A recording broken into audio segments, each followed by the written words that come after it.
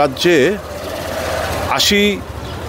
পরিস্থিতি ফিরিয়ে আনতে চায় রাজনৈতিক লাভালাভের জন্য, এবং এখন প্রশাসনের কাছে আমার অনুরোধ থাকবে তদন্তক্রমে যে বন্ধের আহ্বায়ক তার বিরুদ্ধে যারা হামলাকারী তদন্তক্রমে তাদের বিরুদ্ধে মামলা রুজু করা এবং দৃষ্টান্তমূলক শাস্তি প্রদান করা।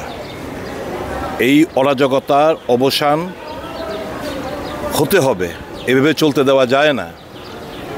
এবং আমি তো মনে করি এর পেছনেও দলীয় অন্তর্কলহ,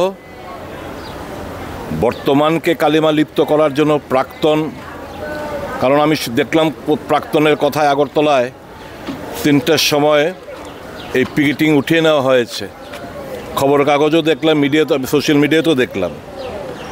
কাজে সবটা মিলে বুঝতে অসুবিধা হচ্ছে না বিজেপির অন্তর্কলহের প্রভাব দ্বারা প্রভাবিত এই বন্ধ আহ্বায়করা, এবং তারা একটা অংশ 80 পরিস্থিতি ফিরিয়ে আনতে তারা চাইছে। ধিক্কার জানাই এই সমস্ত কাপুরুষদের যারা নিরীহ লোকদের দোকানপাট ভাঙচুর করলো, অগ্নিসংযোগ করলো, মারধর করলো পুলিশ প্রশাসনের কর্মকর্তাদের উপর, তাদের উপর ঘৃণা বর্ষায় এবং দৃষ্টান্তমূলক শাস্তির আমরা দাবি জানাচ্ছি। এবং এর বিলম্ব না করে মাননীয় মুখ্যমন্ত্রীর কাছে, যিনি পুলিশ মন্ত্রীও বটে, ওনার কাছে আমাদের আবেদন থাকবে, don't hesitate, don't feel shaky. আপনি চেয়ারে আছেন রাজ্যের মানুষের জীবন সম্পত্তি রক্ষা করার জন্য, পুলিশকে ফ্রি হ্যান্ড দিন।